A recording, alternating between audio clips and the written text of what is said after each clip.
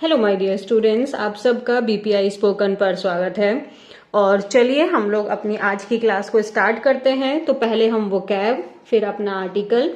इस वोकैब और आर्टिकल दोनों की पिक्चर्स आपको टेलीग्राम चैनल पर मिल जाएंगी। टेलीग्राम ज्वाइन नहीं किया तो प्लीज कर लीजिए, नाम बीपीआई स्पोकन है। जो बच्चे न्यू हैं, जिन्होंने चैनल सब्सक्राइब नहीं किया, प्लीज चैनल को सब्सक्राइब कर दीजिए। So now let's start. ये हमारा आज का पहला शब्द है फॉर्च्यून। फॉर्च्यून का मतलब क्या होता है, अगर आप जानते हैं तो जैसे इसके दो मीनिंग है, तो हम पहले इसके दोनों मीनिंग्स को डिस्कस कर लेते हैं। फॉर्च्यून का मतलब आपका मनी भी होता है ना, good amount of money, a very large amount of money. तो फॉर्च्यून का पहला मीनिंग क्या हो गया, a very large amount of money. Fortune का पहला मीनिंग क्या हो गया, बहुत सारे पैसे। जैसे ही always spends a Fortune on his holidays, मतलब मान लो कि वो अपने हॉलीडेज पे बहुत सारा पैसा खर्च करता है। दूसरा फॉर्च्यून का मतलब क्या होता है, लक, ठीक है, भाग्य, फेट, किस्मत हमारी। जैसे हम कह सकते हैं कि हमारी उस दिन हमारी किस्मत अच्छी नहीं थी। जैसे हम लोग कहते हैं उस दिन हमारी किस्मत अच्छी थी इसीलिए हमें वह डील मिल गई। तो किस्मत को दूसरे शब्दों में आप लक, फेट तो आप जानते हैं, इसके अलावा आप फॉर्च्यून को भी याद रखिए। So fortune was not was not on our side that day, मतलब उस दिन जो किस्मत थी वो हमारी साइड पे नहीं थी। मतलब हमारी किस्मत उस दिन अच्छी नहीं थी, उस दिन हमारी साइड पे लक नहीं था। सो फॉर्च्यून के दो मीनिंग है, दोनों ही पॉजिटिव हैं। लक हो गया, एक तो हमारी किस्मत हो गई, फेट हो गया, और दूसरा पैसा हो गया, है ना। सो फॉर्च्यून अट्रैक्ट्स मोर फॉर्च्यून कह सकते हैं। अगर आप इसमें एक फॉर्च्यून को हम बोलें कि अगर आप लकी हैं, मतलब अगर आपका लक अच्छा है, तो वो और किस चीज को अट्रैक्ट करेगा, पैसे को अट्रैक्ट करेगा। तो हम इस सेंस में भी इसको यूज कर सकते हैं। तो फॉर्च्यून के मीनिंग आपको क्लियर है, money, good amount of money, या फिर किस्मत। नेक्स्ट वर्ड क्या है हमारा, break throw.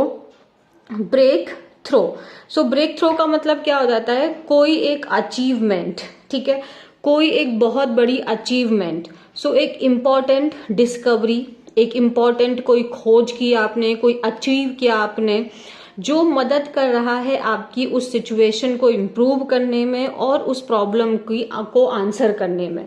So break throw का मतलब क्या हो जाता है, कोई अचीवमेंट, है ना। जैसे कि अगर आप सपोज करो आप मेहनत किए जा रहे हो, आपको 4-5 साल हो गए, कुछ भी ऐसा कुछ बड़ी चीज आपको नहीं मिल पा रही है, करियर वाइज हो सकता है, अगर आप बिजनेस में हैं तो आप ग्रो नहीं कर पा रहे हैं, बट अचानक से कुछ ऐसी चीज आपके हाथ लगी और एक आपको बहुत आगे तक के लिए वो लेके चली गई, तो वो क्या हो गया, आपका ब्रेक थ्रो हो गया। मतलब वहां पे आपको बहुत बड़ी एक अचीवमेंट आपने हासिल की, कोई डिस्कवरी है, ठीक है।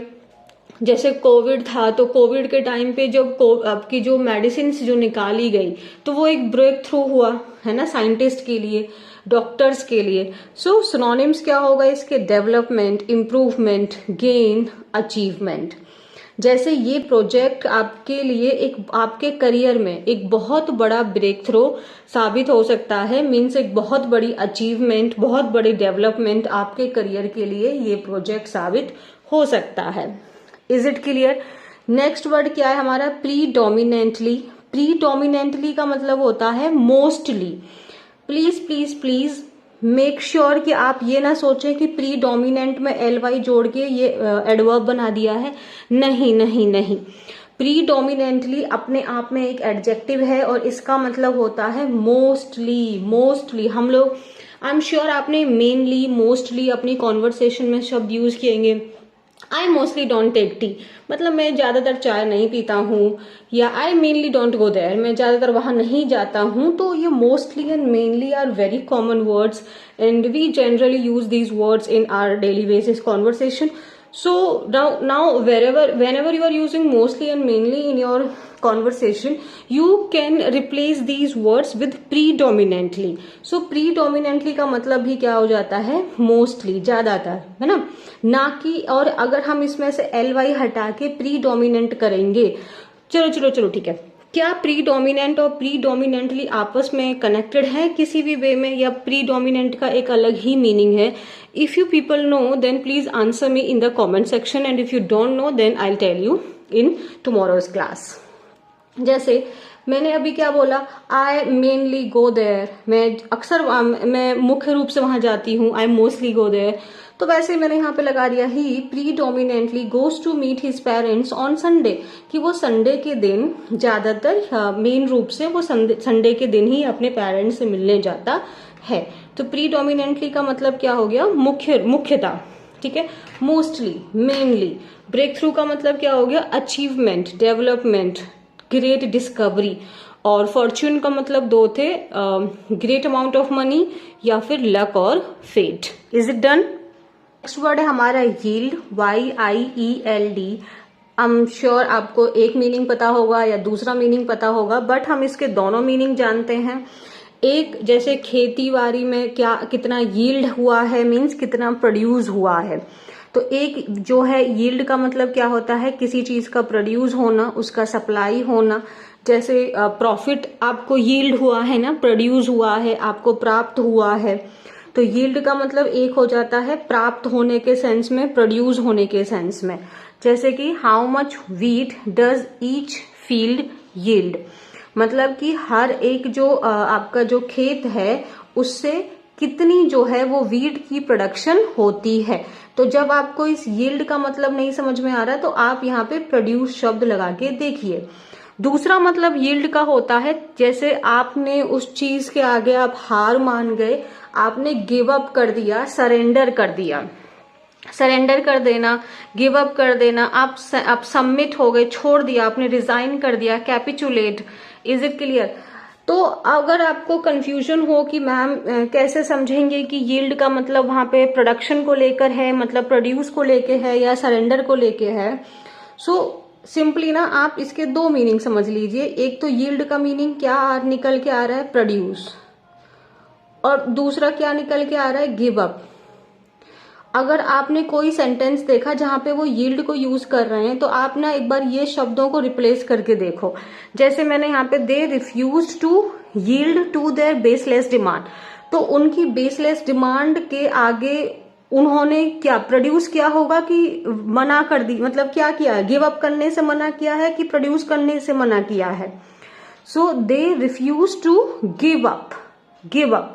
यहां पे क्या आ रहा है, गिव अप का सेंस आ रहा है। They refuse to give up on their baseless demands, कि उनकी जो बेसलेस डिमांड्स हैं, जो फालतू की डिमांड्स वो किए जा रहे हैं, उनको मानने से उन्होंने रिफ्यूज कर दिया है। ठीक है, तो एक यील्ड का मतलब होता है सरेंडर कर देना, सरेंडर कर दिया, गिव अप कर देना, और एक यील्ड का मतलब होता है प्रोड्यूस। नेक्स्ट वर्ड क्या है हमारा, रिटेन।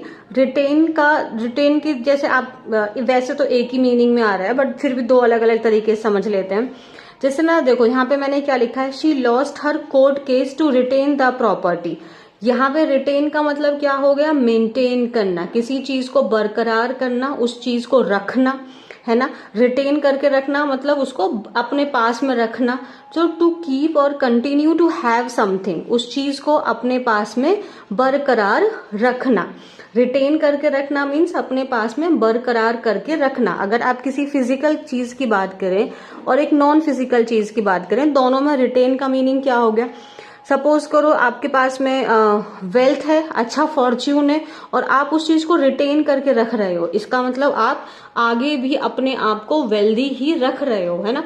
आप मेंटेन कर रहे हो अपनी पोजीशन को। रिटेन करके रखने को सिंपल समझ लो, मेंटेन करना, उस चीज को बरकरार रखना, कंटिन्यू रखना, बरकरार रखना उस चीज को। कीप इसका सिनोनिम हो गया, मेंटेन हो गया, कंटिन्यू हो गया। सो उस चीज के पोजेशन को अपने पास रखना, उसको बरकरार रखना, ये हो गया हमारा फिजिकल सेंस में। ठीक है, और अगर हम नॉन फिजिकल सेंस में देखें तो जैसे हम कहते हैं कि क्या होता है ना, कभी जैसे अगर आपने उस चीज को अचीव तो कर लिया, लेकिन उसको रिटेन करके रख पाना मुश्किल है। ठीक है, यानी कि उसको जैसे हाँ चलो मेरे पास एक एग्जाम्पल याद आया। अगर सपोज हम अभी पढ़ रहे हैं तो आपने इसको पढ़ लिया, समझ में आ गया, लेकिन इसको रिटेन करके रख पाना मुश्किल है, मतलब इसको याद करके रख पाना मुश्किल है, इसको बरकरार करके रख पाना मुश्किल है। मतलब आज अगर आपकी इंग्लिश बहुत अच्छी है, मान लो आप पढ़ रहे हो, बट अगर आप बिल्कुल छोड़ दो, इसका यूज ना करो और इसके बिल्कुल फैमिलियरिटी को हटा दो, तो फिर इसको नहीं आप रिटेन करके रख पाओगे, आप डेफिनेटली भूल जाओगे, आप उसको मेंटेन करके नहीं रख पाओगे। Even if today your fluency is very good and you like you are not using it for 2 to 3 years, है ना, सो वो फ्लुएंसी, वो स्पीड डेफिनेटली आपकी ब्रेक हो जाएगी, so you will not be able to retain it. So retain का मतलब यहाँ पे क्या हो गया, एक मेमोरी के सेंस में हो गया, है ना। जैसे I can't remember all these things, कि मैं ये सारी चीजों को याद करके नहीं रख सकती, या मैं इन सारी चीजों को मेंटेन करके नहीं रख सकती। सो रिटेन का मतलब क्या होता है, किसी चीज को बरकरार रखना, उसको मेंटेन रखना, कंटिन्यू रखना। मेमोरी के सेंस में बोले means I can't retain your name, means मुझे तुम्हारा नाम याद नहीं रहा। Is it clear? Next word है हमारा टैड।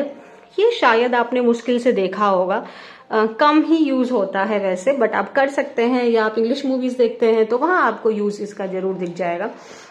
टैड का मतलब हो जाता है अ लिटिल, थोड़ा सा, स्लाइटली, थोड़ा सा, लिटिल या फिर स्लाइटली।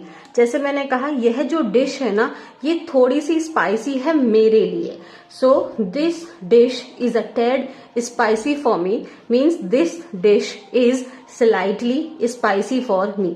यह जो डिश है वो मेरे लिए थोड़ी सी स्पाइसी है। सो टैड का मतलब क्या हो गया, टैड का मतलब क्या हो गया, थोड़ा, ठीक है, थोड़ा। तो यहां तक आपको क्लियर है। और चलिए अब हम लोग अपने आर्टिकल को शुरू करते हैं। So if you want to retain whatever you are learning every day, you have to keep practicing it, you have to try to use it in your daily life, then only you can retain all the vocabulary or the words you are learning. So try to use them in your life. Okay, so today's article is about IPL. As you all know कि IPL auctions are about to start, so let's see what is there in the article. So the first line is saying staying calm under pressure is the biggest learning from IPL, है ना। And for all of us this is very very important that we stay calm whatever the situation is, because if you are calm then only you can understand each and everything, right? So staying calm is very very important, and staying calm under pressure में एक तो pressure है, उस समय शांत रहना, ये एक अपने आप में बड़ा चैलेंज भी है और ये एक लर्निंग भी है, ठीक है। तो देखते हैं ये किसके बारे में है। ये आशुतोष शर्मा, ये आपके प्लेयर हैं जो IPL में खेले थे आपकी पंजाब की तरफ से, राइट, 2023 और 2024 में। तो ये उनका कुछ आर्टिकल है, let's see what about it.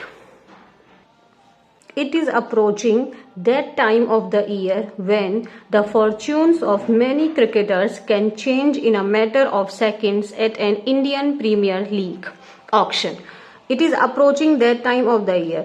साल का वो समय आ रहा है जब the fortunes of many cricketers, आप यहाँ पे क्या कह सकते हो, इस fortune से हम क्या समझेंगे, उनकी किस्मत, ठीक है, उनकी जिंदगी। बहुत सारे क्रिकेटर्स की जो लाइफ है वो बदल जाती है, उनकी किस्मत बदल जाती है। Can change in a matter of seconds, मतलब कुछ ही सेकंड्स में ही आपके इंडियन प्रीमियर लीग IPL के ऑक्शन में ही कुछ ही सेकंड में ही बहुत सारे क्रिकेटर्स की लाइफ बदल जाती है, और वो समय IPL के ऑक्शन का आ रहा है, ठीक है। एक चीज यहाँ पे लिख लो अपनी कॉपी में, in a matter of second. In a matter of second मतलब कुछ ही सेकंड्स में। तो ये छोटी छोटी जो आपके फ्रेज होते हैं, इसको अगर आप यूज करना शुरू करोगे आपकी इंग्लिश इंप्रूव होने लगेगी। In a matter of seconds everything can happen, मतलब कुछ ही सेकंड में एनीथिंग कैन हैपन मीन्स कुछ भी हो सकता है, राइट। आगे देखें, with a mega auction set to take place this time in Jeddah, Saudi Arabia on November 24-25. With a mega auction, mega means बहुत बड़ा, जो बहुत बड़ा ऑक्शन है, set to take place मतलब कहाँ पर होने वाला है इस बार में, आपके सऊदी अरेबिया में। कब होने वाला है, नवंबर के 24 और 25 तारीख को। टोटल ऑफ 1165 इंडियन प्लेयर्स हैं। 1165 इंडियन प्लेयर्स के साथ में आपके 409 ओवरसीज क्रिकेटर्स भी हैं। ओवरसीज कौन हो जाते हैं? जो आपके जैसे इंडिया है तो इंडिया मतलब वो नेशनल हो गया, और उसके अलावा जितने भी आपके बाहरी खिलाड़ी हैं वो ओवरसीज में आएंगे, ठीक है। And they are hoping to attract serious interest from any of the 10 franchisee. मतलब जो 10 टीम हैं जो इसमें पार्टिसिपेट कर रही हैं, तो उनमें से ये जो आपके प्लेयर्स हैं वो उम्मीद कर रहे हैं कि उनको बड़े बड़े अमाउंट में खरीदा जाए। अच्छा, मुझे एक बात बताओ, ये जो सब्जेक्ट वर्ब आर है, इस वर्ब का सब्जेक्ट कौन है, ये आपको कमेंट सेक्शन में बताना है, ठीक है। तो ये चीज आपको मुझे बतानी है कि ये वर्ब आर का सब्जेक्ट कौन है। नेक्स्ट कौन है? Ashutosh Sharma is among that lot. Ashutosh Sharma भी उस प्लेयर की लिस्ट में से एक हैं। Having had a breakthrough IPL 2024 for Punjab Kings after being picked at his base price of 20 lakh. तो जो आशुतोष शर्मा हैं उनको बड़ी अचीवमेंट कब मिली? आपके IPL 2024 में, जब वो पंजाब किंग्स के लिए उनको चूज किया गया बेस प्राइस पे 20 लाख की। 26 साल के जो आशुतोष शर्मा हैं उनकी एक्सपेक्टेशंस भी जस्टिफाइड हैं। वो जो उम्मीद कर रहे हैं IPL ऑक्शन से, तो उनकी एक्सपेक्टेशंस भी जस्टिफाइड हैं। 2023 और 2024 में ये खेले हैं आपके पंजाब के लिए। Batting predominantly in the slog overs, Ashutosh daring and inventive stroke play yielded recognition as he contributed। यहीं तक छोड़ देते हैं। बैटिंग प्रीडोमिनेंटली मतलब मेनली, कि वो ज्यादातर कैसे बैट करते हैं, कैसे वो बैटिंग करते हैं स्लॉग ओवर में। स्लॉग ओवर क्या होता है? अगर आप क्रिकेट फैन हैं तो प्लीज बताइएगा। तो आशुतोष की जो डेयरिंग और इन्वेंटिव जो स्टॉक प्ले है, उन्होंने उसको यील्ड किया, मतलब गिव अप किया, कि प्रोड्यूस किया, कि उनको दिया रिकॉग्निशन, मतलब उनको रिकॉग्निशन मिली। किस वजह से? जो वो ज्यादातर अपने स्लॉग ओवर्स के स्टाइल में खेलते हैं, तो और उनका जो डेयरिंग और इन्वेंटिव जो अलग तरीके से जो खेलने का जो उनका तरीका है, उससे उनको रिकॉग्निशन मिली, क्योंकि उन्होंने 189 रन्स बनाए थे 11 मैचेस में, और उनका स्ट्राइक रेट 167.26 रहा है। That he wasn't retained by Punjab Kings was perhaps because Prabhsimran Singh and Shashank Singh, also uncapped batters, were a tad more impressive। अच्छा, तो आगे क्या बोले? That he wasn't retained bye Punjab Kings. मतलब retain क्या? अगर आप क्रिकेट फैन है तो जानते ही होंगे रिटेन क्या होता है IPL में, कि अपने जो प्लेयर्स हैं उनको अपने पास में रखना, रिटेन करके रखना, कि ये प्लेयर हमारी टीम में रहेगा, उसको बरकरार रखना। तो यहाँ पे क्या है कि जो आशुतोष हैं उनको बरकरार नहीं रखा, मतलब वो ऑक्शन पे जाएंगे तो रिटेन करके नहीं रखा है पंजाब किंग्स ने। शायद वो इसीलिए हो सकता है क्योंकि ये जो आपके दो और क्रिकेटर्स हैं ये अनकैप्ड है। वैसे तो आशुतोष शर्मा भी अनकैप्ड बैटर ही हैं, शायद ये दोनों थोड़े ज्यादा इम्प्रेसिव रहे होंगे। Is it clear? लेकिन जो मिडिल ऑर्डर बैटर, यानी कि यहाँ पे आपके आशुतोष शर्मा की बात हुई है, who moved to railways after not getting enough opportunities for Madhya Pradesh in domestic cricket। आप जानते होंगे अगर कि ये मध्य प्रदेश के डोमेस्टिक क्रिकेट के लिए खेलते थे, और जब इनके साथ में डिस्क्रिमिनेशन हुआ, भेदभाव हुआ, इनको सही अपॉर्चुनिटी नहीं मिली, तो ये रेलवे में जाके ज्वाइन हो गए। तो ये दिया हुआ है कि मिडिल ऑर्डर बैटर जो फिर रेलवे में चले गए थे जब उनको इनफ अपॉर्चुनिटी नहीं मिली थी मध्य प्रदेश के डोमेस्टिक क्रिकेट में। And he is not even first about the non retention. और फर्स्ट का मतलब होता है वरिड होना, एनेक्शियस होना, और ये उनकी नॉन रिटेंशन को, कि उनको पंजाब किंग्स ने रिटेन करके नहीं रखा है, उसके ऊपर वो वरिड नहीं है, टेंस्ड नहीं है। मैं नॉर्मल था, I didn't think much about whether I was retained और नॉट। मैंने बहुत ज्यादा नहीं सोचा कि मुझे रिटेन करके रखा गया है या नहीं। वेदर का पेयर हमेशा और से बनता है, अगर यहाँ पे और नहीं होता तो हम यहाँ पे इफ लगा सकते थे। It is not in my hands, absolutely, यह मेरे हाथों में नहीं है। And I couldn't have done anything about it, और मैं इसके बारे में कुछ कर भी नहीं सकता था। If I go to Punjab again, it will be good because it gave me such a big opportunity and allowed me to express myself. If I go to Punjab again, यदि मैं दोबारा से पंजाब की टीम में जाता हूँ तो ये अच्छा होगा क्योंकि ये एक it gave me such a big opportunity, मतलब इसने मुझे एक बहुत बड़ी अपॉर्चुनिटी दी थी और मुझे अलाउ किया था कि मैं अपने आप को, अपने पैशन को एक्सप्रेस कर सकूं। लेकिन वेर एवर आई गो, लेकिन जहां भी मैं जाऊंगा, आई विल बी हैप्पी, मैं खुशी हूंगा as long as I just play cricket. जब तक मैं खेल रहा हूं तो मैं जहां भी जाऊंगा, जिस भी टीम में जाऊंगा, मैं खुश ही हूंगा। आशुतोष ने बोला द हिंदू को वर्चुअल इंटरेक्शन जब उनका थर्सडे को हुआ था। तो वर्चुअल इंटरेक्शन का मतलब क्या होता है? एक हो गया फिजिकल और वर्चुअल आप लोग जानते ही हैं, online. Ask how life has changed about last seasons IPL. उनसे जब पूछा गया कि उनकी लाइफ जो है पिछले आईपीएल के सीजन्स के बाद में कैसे चेंज हो गई है, तो उन्होंने कैसे रिस्पॉन्ड दिया, एक बड़ी सी स्माइल के साथ में उन्होंने बोला, पहली चीज तो ये है कि एवरीवन हैज स्टार्टेड आइडेंटिफाइंग मी, हर कोई मुझे आइडेंटिफाई करने लगा है। प्लीज थोड़ा सा पॉज करके एक बार बात कर लेते हैं। स्टार्ट और आइडेंटिफाई दोनों वर्ब हैं। जब भी स्टार्ट आपका मेन वर्ब की तरह यूज होता है और उसके बाद जब भी हम कोई और वर्ब अपने सेंटेंस में यूज करते हैं तो वो वर्ब हम आईएनजी फॉर्म में रखते हैं always. Is it clear? I started doing that work, मैंने वह काम करना शुरू कर दिया। आई स्टार्टेड गोइंग देयर, सो यहाँ पे स्टार्ट आपका मेन वर्ब है, सो आइडेंटिफाइंग हमने यहाँ पे यूज किया है। एवरीवन, अब everyone, everybody, no one, nobody, someone, somebody, और आपका एक और होता है ना एनीवन, एनीबडी। इन 8 के साथ में हम लोग सिंगुलर वर्ब का ही यूज करते हैं, इसीलिए हमने यहाँ पे सिंगुलर वर्ब हैज का इस्तेमाल किया है। तो पहली चीज तो यही हुई कि हर कोई मुझे पहचानने लगा। I have got to learn a lot of things. I have got to learn means मुझे बहुत कुछ सीखने के लिए मिला। A lot of legends play in the IPL, बहुत सारे जो आपके लेजेंड्स हैं, जो ग्रेट प्लेयर हैं, वो आईपीएल में खेलते हैं। I have learned by observing how they perform on a big stage, मैंने मतलब उनको ऑब्जर्व करके ये सीखा है कि वो बड़े स्टेज पर कैसे परफॉर्म करते हैं।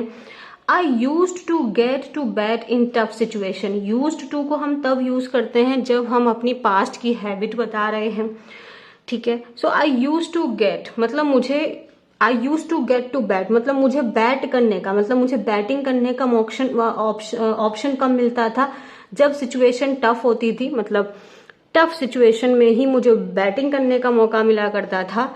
और उसी से मैंने क्या सीखा है, the biggest lesson was how to handle those tough situations and how to stay calm and believe in yourself. तो फिर मैंने सबसे बड़ा लेसन जो यही सीखा है कि हम उस टफ सिचुएशन में अपने आप को कैसे हैंडल करें, अपने आप को कैसे शांत रखें और अपने आप के ऊपर हम कैसे विश्वास रखें।